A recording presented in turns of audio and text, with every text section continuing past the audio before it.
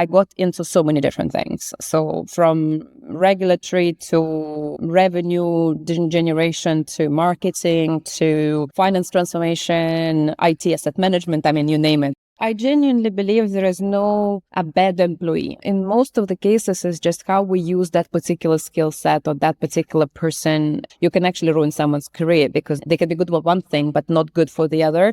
From my perspective, just be yourself. If you try to mimic your male colleague's behavior, that's not going to get you anywhere because you're not a man, you're a woman. So think about what is your advantage? What is your differentiator? What additional leadership skills do you have or different qualities that men may not have? There was a saying even, and William Hill at some point, or Ulrich being my boss will say, Elena, you need to go Russian on them. So welcome to the iGaming Leader Podcast, where we uncover the human side of some of the most inspirational leaders in our industry. I'm your host, Leo Judkins, and as an ex-iGaming director turned performance coach, I've worked with over 200 leaders from companies like Entain, 365, Flutter, and many more to help them build the habits to achieve sustainable high performance. In these episodes, we share exactly what it takes for you to achieve the same. So with that being said, let's dive in. Elena, I am so excited to have you here on the podcast. Really great. I've been so looking forward to speaking to you because I did this podcast with Andrew Bullis and he said, you have got to speak to Elena. So welcome to the podcast. Really excited to have you here. Well, I'm very excited too. So I've never done this before. So I'm looking forward to see whether I can bring some value into iGaming community. I bet you will. You've got such a rich history. Your journey started out starting as a PA and then moving to leading a £1 billion transformation business is like incredible. What I'd love to start with on that entire journey of yours, what have been some of your proudest moments? I'm pretty proud of everything that I have achieved, but also having said that, to a large degree, there's a lot of luck in there. And I don't want to underestimate it. I think I've been very, very lucky to meet really great people on the journey that I've always learned. And I think this is one of the things that I always look in the leadership and in my bosses is there something I can learn from them? So I have been very, very, very lucky to meet people that kind of complemented my experience, my leadership skills, and so on and so forth. So I've started as in finance. I thought my career going to be into CFO. Didn't work out very well. I didn't really like the numbers part and the lack of people engagement. So I moved very quickly into transformation and change and projects and strategy, etc. And through that, I've been also quite lucky that I was always reporting to people that were probably 2-3 levels above me. That meant that I have a lot to learn. It also helped me to progress quite fast. So BAT was a big highlight. I still feel like it's my alma mater and I've been there for 12 years and that was great. I've traveled the world with them and WBA. I think the biggest highlight was I met my husband there. So that's not necessarily a career highlight, but was an important step on my journey, my professional journey. And then I went to William Hill that I loved every minute I've spent there for 5 years. Was William Hill originally, and then post-merger with 888. I still stayed there for a while, and that was great experience, great team, lots of learning, and lots of different things I've done there. Again, working with great people, not only from my boss, but the team was amazing as well. And then Allwyn now, so I'm excited.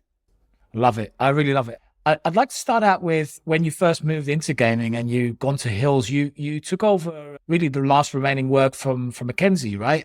That must have been quite challenging moving into there. But also within a year or just after a year, you progressed into your first executive role. And I'd love to hear a little bit more about what that first year looked like and what that step up meant for you as well and how you actually got there, because loads of people that will be listening will be looking for that next step. So I'd love to hear your perspective on how that went. It was very interesting. So first of all, maybe 2 seconds of why I ended up in iGaming. So it was not planned to start with at all. I was finishing my executive MBA in New York. So I've been a lot traveling to US. And that was the year where PASPA happened. So that was very interesting what's actually going to happen with the industry. And I got an opportunity to join William Hill. They already had a lot of presence in the US, working with Caesars and lots of plans. So that was just, for me, an exciting industry to see what's actually going to happen, because clearly that's probably will transform it to a large degree. I was not a gambler or a gamer in any shape or form. I didn't know what I'm going into. It was just another regulated business at that point of time for me. But also at the same time, it wasn't a very new type of role. When I joined WBA, I also was a first in-house sort of change transformation leader at the senior level. So same happened in William Hill. It was no sort of centralized capability to run transformation, strategic projects, change. There was some things to pick up from McKinsey after a lot of work they've done post-profit warning. But for me, it was also what's going to happen after. And there's a lot of change and transformation that had to be driven at a global level. For me, that was an introduction to an industry. So I've spent a lot of time talking to people. Because I was the only one with a little team, I got into so many different things. So from regulatory to revenue generation to marketing to finance transformation, IT asset management, I mean, you name it. So things are completely different that had to be driven at a central level. And I worked quite closely with Ulrich Bengtsson. He was a chief digital officer at that time, and built quite close relationships with people across the group. So for me, the skills that were required for that role a year after to become a chief of staff for the CEO were a lot about transformation and driving change in a very structured way. So it was a very natural for me progression, and I was very excited to be part of something new. So I joined Ulrich as a head of executive office at the beginning, and then also running change. I'll continue running change, but eventually into chief of staff. So throughout my career and as I joined William Hill and progressing into that C-level role, the main thing or the main learning is take opportunity when there is. And you never know. I never ask a question what it's going to give me, because I don't think anyone can answer that question. And also it's always in your hands on what do you take out of it. And you in many ways you can shape the opportunity when you're already there. So just like Andrew used to say a lot, be curious, take the opportunity and see what comes out of it. That's such an important part, right? Just being curious. He actually mentioned it in that podcast as well. He said it's one of the biggest leadership characteristics for anybody at the executive level. So I'd love to, I mean, with your, as a cultural background and you moving around to different countries, being in different businesses, how's that been for you? What were some of the challenges perhaps that you've, like as a leader managing different teams, what are some of the challenges that you've run into there with managing international teams and managing different cultures, running into your own culture even, right? With how we are perceived and how we are, like how did that show up for you in your career? I think this is one of the biggest leadership skills, learnings, is its ability to listen, right, and observe. And sometimes this is all you need to do. And then the answer on how to engage with that particular person or organization or culture kind of comes up on its own if you just listen and observe how people behave and what they need and how do they interact and so on, how they make decisions. Because biggest part of my role before and as a chief of staff, but also now, for example, in Allwyn, is to make sure we drive forward. And for that, you need a team that is aligned, that talk to each other, that has the same goal, same vision, same plan, and so on and so forth. So for me, spending quite a bit of time in Asia, which is very, very different to Europe, and then going to South America for a period of time, working a lot with US, it's so different cultures and so very different ways of interacting with people, gives you an ability to be so versatile, but also be ready to listen every time when you talk to people. So regardless whether you may think that you already know the answer, sometimes it's very important that you actually spend some time listening, and even though you may disagree at the end or whatever that outcome can be, I think listening is very big skill, especially at the leadership level, because we forget sometimes that if we're C-level, we know the answers. That's not necessarily the true. And I do believe that one of the biggest traits in C-level executives in gaming or anywhere else is to build the team and trust the team know better often. So that's a big skill to get, I think. Yeah, I love that. I think a big part of that listening to understand rather than listening to reply is such a powerful reframe as well. And often people forget that if you're listening just to reply because you feel that you know better, and perhaps you do know better, that doesn't engage the team at all, right? When you think about yourself, it's when you feel heard that you actually engage and that you feel part of the team. And I believe that's really, really key there. I genuinely believe there is no a bad employee. I mean, there are rare occasions, but in most of the cases, it's just how we use that particular skill set or that particular person and attitude and whatever in the right place. And sometimes being able to listen to your team can help you also to use your team in the best possible way so they can grow and they also deliver the impact that they can deliver. We're utilizing the resources, the talent, the capability to their best capacity, because it's very dangerous when you take someone who is really good and then you start pushing that person in every different direction. You can actually ruin someone's career because they may not be really good they can be good for one thing, but not good for the other. And I think it also ability to listen to your team can help you as a manager, as a leader, to utilize your team in the best possible way. Really important for empathy. Love that. Really great advice. So outside of leadership lessons, I'd love to pull it back to you and talk a little, like every leader has their challenges, their moments that they've grown through, things that have been difficult and things that have really shaped them in their leadership career. What have been some of those moments for you? I think main challenge for me throughout a long period of time, and probably not as much now, but still there, is being a young woman Russian is career-wise not always the best combination to progress. And I always try to use it to my advantage eventually. So at the beginning, it was quite challenging and I got quite frustrated and upset about that and thinking it's not fair and all kind of emotional sort of response to that. But ultimately, I learned to a large degree to use it to my advantage. Yes, I'm young, so that I have more energy and I'm more innovative or modern and I'm more in tune with what's going on in the world. And then I'm Russian, so I'm actually quite direct, and a lot of people do appreciate that. So people find it easier to interact. And being a female is actually, in most cases, becoming an advantage and more, because there are ways that I can find the paths to a solution or to a decision that may not be possible for a man. So it's a great characteristics that can be leveraged to an advantage. Just need to learn that. Have you got specific examples of that where you really found that was super helpful? Any of those three kind of areas? On the Russian side, so there was a saying even, and William Hill at some point that, Ulrich being my boss will say, Elena, you need to go Russian on them. So. And that was not in a bad way, but it's almost like you need to get stuff done, be very structured and direct and driven and things like that.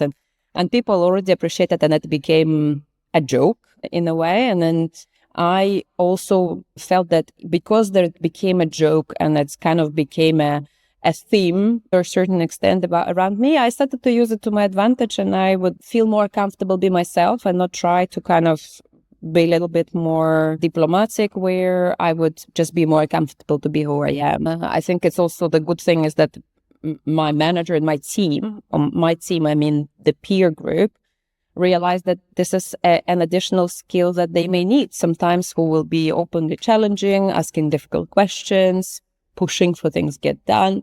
That's a complementary skill for people who may not be very vocal or be over diplomatic in a way. So some balance of that could be very useful. So that makes a lot of sense. And that's super, super helpful, because I think one of the big things is that often when we try to please, or we try to show ourselves in a way that we're not, we like you're wearing a mask, right? And that makes it really difficult to interact with people, and people see right through that. It doesn't make you a leader to follow. So from that cultural background, you've been direct all your life, I suppose.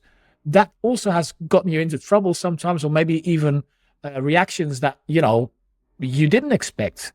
How did you deal with that? Definitely. So, and I think my 2 years in Asia kind of polished my Russian heritage quite a bit, because simply that's a very different culture. It's a very different way of interacting, especially with a woman. I mean, big operations in Japan, and it's just a very different environment. And being Russian wouldn't get me anywhere. And I've learned that very, very quickly, thankfully. But it also gave me perspective on where to use and how to use the toolkit I have, because it is my toolkit. I do get stuff done, and that's part of who I am and what I do. So that gave me just a different perspective of how to use it in the places where it's appropriate, and how to kind of make it less visible and that much into your face. So definitely had some issues where people would just ignore me because they couldn't understand why would I even say anything. And that's back to young woman Russian. So I think it's a combination of everything. But as I said, I try to reflect and observe and understand what works and what doesn't. And sometimes you just need to make sure that you don't just use the same toolkit for everything because one doesn't fit all. Back to what I'm probably repeating myself, you need to listen first, maybe before you say anything. And that may help you to kind of make sure that you try to achieve success to start with rather than after a few failures before that. So. Yeah, great advice. Adaptive leadership, such a key skill.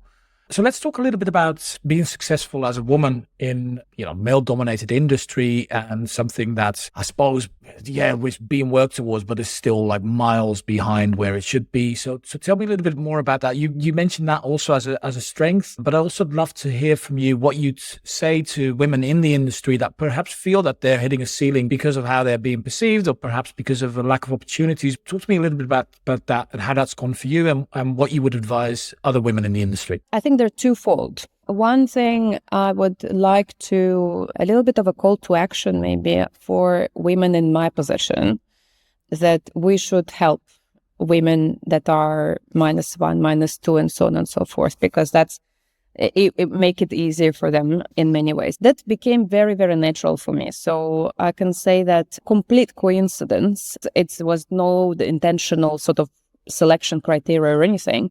But in William Hill, out of 10 direct reports, I had 7 women. And it's just because they were great and they were better than anyone else. And it's just, I gave them a chance. It was no preconception against that. So I think for me, an advice, C-level or even C-1, try to give it a little bit extra attention and be a spokesman for colleagues, of female colleagues. And then for those who are still kind of on the journey, from my perspective, just be yourself. I think if you try to mimic your male colleagues' behavior, that's not going to get you anywhere, because you're not a man, you're a woman. So try to think about what is your advantage, what is your differentiator, apart from longer hair and different type of clothing. What additional leadership skills do you have, or different qualities that men may not have? And try to use them as much as possible. I think you just need to grab an opportunity, use the skills that nobody else has from the female side. But in general, I mean, if you want to be a career, you're in digital marketing, or you are in, product development, normally heavily male dominated, but you're still an expert in your field. And on top of that, you probably have other things that 90% of your sort of competitors on a career journey won't have. So just instead of trying to hide it and mimic the rest, be yourself, use what you have to your advantage, and maybe sometimes highlight it. And when you have a conversation, a career discussion or progression discussion with your boss, say, well, I'm actually much better with empathy and I'm a much better leader for my team, and make sure you do notice that and that it goes on record, because sometimes people ignore that or don't count for it, not because they don't want to, it's just because it didn't come to their mind. And on top of that, I'm a great expert, functional expert in what I do. I also have this and that and that, and that's probably will be the differentiator, because we are built differently from the way we think, the way we do things between men and women in most ways, which is good. And that's why I'm not ever would recommend to have a 100% female team, as much as it's wrong to have a 100% male team. I think it's a great balance. And the research says the most effective teams are 50-50. So I think in general, you're so right. Diversity, even taking it beyond man versus woman, diversity is so important in a team, right? We don't want just copycats of each other, because that brings no new knowledge, that brings no new ideas, that doesn't bring any innovation or transformation. So I think you're so right. And I think I don't know if this is true, but often I believe that that's where people feel stuck almost. If they're looking at, okay, I want to move, I want to progress. I need to, you said it earlier, I need to be the same as this other person. Well, you don't. You bring your own unique skills and character traits and cultural traits. And, beliefs to that role. And that's actually exactly what's needed. 100% agree. And one of the biggest skills for a leader is to be able to pick that team in a way that they complement each other. They don't repeat each other. They complement each other. And that means that there will be different personalities, different backgrounds, different genders. But you're totally right. It's not just about gender. I mean, just by having a Russian, a Brit, a French, an American, and a Spanish in the same team already gives you a lot of diversity and different perspective and different way of thinking and a different way of approaching problems. And I think it's very important. One of the big things that I often see with leaders, it doesn't really matter what level, but where it happens a lot in gaming, there's people progress really quickly in their career. It's because there's a shallow talent pool, often people that, are good at what they're doing. They're experts in their field. They get progressed really quickly. And sometimes they lack a little bit of leadership skills. And sometimes that goes together with fear of failure and wanting to step up. And that creates this micromanagement culture where you find it difficult to have that diversity, right? To lean into different viewpoints because people almost want to control what that team looks like. Have you ever experienced that where you see people that have progressed really quickly in their careers, perhaps are struggling to let go of some of the responsibilities that they've had, and therefore don't structure their teams in a way that is maybe best for the business? Yes, I have seen that before, numerous occasions. I think, and maybe not at the C level that much. Generally, as people progress, letting go is a very important skill. And this is also determines, if you can't let go yourself, there's also determines how good you are with prioritization. And in the world of a very highly growing, innovative industry like we are in, there's a lot happening. You need to be very focused on what you're actually going to focus on, because you can't do everything. You can't do and this and that and casual gaming and free to play and innovate and enter market and mature market share and do retail omnichannel and whatever, right? So there are so many things that you can do. You need to really pick what you are going to do and what you are not going to do. And I think the ability of maturing and letting go, even things that you think are really important and really exciting and you're so used to them, can say, okay, now I am one step up, two step ups. I have to stop because I need to do this. I cannot do the new 5 things and the 5 things I used to be doing before. I need to build the team that I can trust to do those 5 things. And I only focus on the other 5, because otherwise you're probably going to fail in your new role, because you will genuinely navigate to what you know. And you're never going to grow into the new activities, new skills, new areas of responsibility, and so on and so forth. So I think when you progress through your career, you really need to say, okay, now how do I make sure that whatever I've built for some period of time doesn't collapse with me going out? But equally, I now need to focus on something different, bigger, whatever that may be. And that's a very, very important skill of letting go, which is basically a prioritization call. Fantastic advice. It is such a difficult part of it, because we often think that when we're progressing in our career, you think about maybe imposter syndrome hits you a bit, and you think about all of the things that you now need to learn or that you need to develop because you're new to that role. And of course, it's going to be outside of your comfort zone. So you're going to feel a little bit uncomfortable. But the advice you never hear, which is yours, is what are the things that you need to let go of so that you can actually get new things in, right? Start doing new things. And very often we think about all of the new things that we need to learn instead of the baggage that we still hold, that we just need to drop. But I also think, and I don't know, it's probably one of the things that is easier to do for women than for men, is that I never minded never had an issue to go and say, I don't know. Right. Yeah. Okay. I am very humble about it. I never said, I don't think I can do it. I said, I don't know. I need to learn. Help me. Yeah. I'd love to learn. I want to listen. I want to understand, and you know better. So I think not be afraid of the fact that you are stepping into a new role or a more senior role. There will be things that you don't know, that by default, otherwise it's not interesting, right? So there will be things that new responsibility, new capability that you need to develop, new people you need to manage. And there could be skills that you've never been exposed to before at all. And the curiosity and ability to listen and being humble about the fact that it's fine not to know, I think is very critical.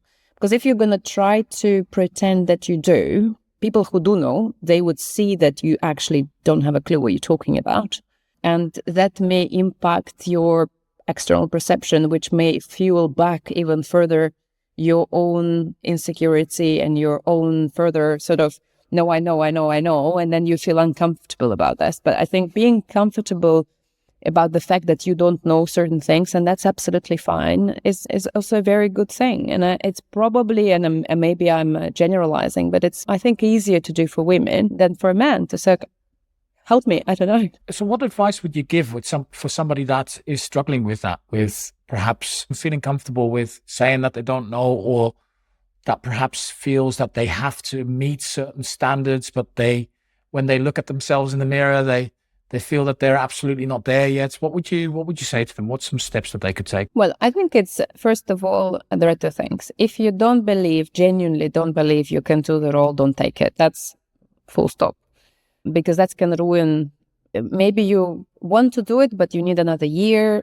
Don't do something that you personally don't believe you can grow into or do. If you got the role and you believe you can do it, then believe in yourself. Right. So then look at yourself in the mirror and say, I can do it. And nobody's going to prove the opposite. And then the third thing, I do advise people not to be afraid to be humble. And yes, I know sometimes that may be difficult to publicly accept that you don't know something, but maybe pick up on few, 2-3 peers, colleagues, maybe your boss, and say, okay, I think I need help in these 2-3 areas. How would you recommend me to approach it? Whether it's via, additional training, additional coaching, doing maybe also as a preparation, if you think, okay, I'm planning to step up into that bigger role, where will be potentially my gaps in the future? So you can already start to work on them in advance. So I had that. I said, okay, I have no idea about P&L management. And I was quite nervous. I mean, I had no doubts I can do it, but I've never done this before to a large degree. And then it was difficult for me to make sure that I stand next to my peers that have been doing this for 20 years and I don't say something stupid. So I said, I don't want P&L management in my new role, but I want an ad hoc ability to either run a project that involves P&L management or be involved in certain activities that are sort of part of that and so on and so forth, that will give me some additional skill set and equip me with these things for the future. So when it comes to it, I'm maybe, you're never going to be 100% ready, but I'm 50% ready. So there is a gap to cover, but it's not a massive gap. It's a little gap and makes it easier. And then also you can tell yourself that, okay, I have done this, maybe not at scale, but I have done this. So I know how to do it. Love it. Great advice, because so often I think people almost feel that they will miss the opportunity if they don't bluff their way into it, and it's always the wrong thing to do. So if that's you and you're listening, don't do it. Quick break here. If you're a head of, director, VP, or executive in iGaming who's successful at work, but is finding it hard to achieve balance in life and switch off from work, then I've got something that's going to help. On the 3rd of February, we are launching the iGaming Leader Reset, a 6-week coaching program in which I will personally work with 15 iGaming leaders to build habits for sustainable high performance, all in just 20 minutes a day. It's limited to only 15 leaders, so if that's something that you want to know a little bit more about, head over to igamingleader.com and I hope to see you there. Now let's get back to our conversation. Okay, cool. We had a question from one of our guys in the mastermind community, Finton. He said, you spent a decade in tobacco before gaming, both like we talked about in the beginning. Both industries face similar challenges with regulation, public perception. What are some of the insights that you feel could help gaming navigate these challenges, specifically maybe around lobbying or sponsorship or advertising or any of the typical areas that we both struggle with? So the biggest advice is start transforming from inside when you can, not when you're forced to. It's a power of choice, because when you are in an original situation where you're in a huge pressure of regulation, you are already under pressure. and your margins, your revenue channels, etc., already under pressure. Start thinking of how can you transform your industry while you still have cash coming, you're still profitable, you have an ability to make right decisions rather than decisions that you have to make because they are very short-term focused. You also have time to make mistakes. And I think tobacco, knowing what's coming back in early 2000s, a lot of companies at different pace started to focus on two things: how to make business more efficient, because they knew that at some point the margins will come under pressure. And the second thing is, how do we innovate? Because there will be, across Europe and multiple countries, there will be issues with the public perception, the regulation. That's why we have such an enormous amount of vapor or non-tobacco products. We call them BAT new generation products and so on and so forth. But when you look back, there are only few companies that actually came out successful or more successful than the others. If you think about the 25 years ago, there were quite a few companies broadly performing well, equally well. And now there are some performing better than the others. On the contrary, there is a lot of entry now from vaping, which are small companies, have nothing to do, which creates a big problem for big tobacco giants like BAT, like Philip Morris. And how do they take that market and how do they transform that market and how they predict these things to happen? Because I think gaming will be very similar. There's more and more and more pressure, but people are not going to stop gambling. So they want to place a bet, they want to play a game. There's a lot of casual gaming that is now running right, left, and center with a very, very different monetization model, because it's now, or start thinking about now, because it's still there is still a lot up for grabs. But eventually this needs to transform, and one way or the other, into substantially more cash, but casual way of spending time. What's going to happen and what's going to drive it? Is it marketing? Is it digital? Is it new type of product and proposition? I think it's the future will show. But whoever spends time on this now will be the winner 10 years down the line, or 20 years. Which is one of the big problems in gaming, I think, because most companies are so short-term focused with instant revenues that they forget about the long term. But it is inevitable. It also kind of leads me to a question from Rob, really about Allwyn. And you've got loads of experience, obviously, with leading business transformation. And he was asking, now being at Allwyn, what's your views on turning around national lottery sales? Is there a silver bullet around product innovation or technology, or does it require a more comprehensive approach? And I appreciate this is not a black or white answer, but I'd love to kind of hear what your thoughts are on that. I think there is definitely, there is no silver bullet. There is no one silver bullet. I think there is a lot of, like in any business, it's up to product, it's about proposition, it's about technology, it's about digital products and how good they are and what the customer journey and what service they will provide to our customers and how do they react to that. So I think there is a lot that needs to happen and a lot that needs to be done to make UK National Lottery a success. Yes, it's a gaming business, but ultimately it's a technology business, especially when it comes to iGaming. And a big part of what we do is innovating digitally. So from our perspective, technology underpins everything. So we need to sort out the technology side before we go any further. Exactly what we've just discussed on regulatory pressure, competitive pressure. If years ago it's a monopoly, it's only product on the market, whether it's good or bad, people will buy it. Now there are so many adjacent type services that are not lottery, but the likes of competitions and radio competitions, OMAs and internet competitions that are kind of very adjacent to what lottery does. It creates substantially more pressure on being innovative, being better with customer reach, with customer service, with customer journeys, and so on and so forth. There is a lot of work to do, but there's a good team there. Good. Good. I'm happy to hear that. My final question is really around your own journey and what you would advise others that are perhaps a few steps behind you on a similar journey. So if you would go back, let's say 5-6 years, what's the advice that you would give yourself? Or if you're very happy with exactly what you've done, what are some of the encouragement you would give yourself? Yeah, I am actually quite happy. So I'm, as I said at the very beginning, I've been lucky that I took opportunities, and opportunities did take me where I'm quite happy. But my advice and encouragement would be, don't be afraid to take something that may look that doesn't bring anywhere, or it's not per your career plan, because you never know what can be at the end of it and what else you're going to learn in addition to what you already know.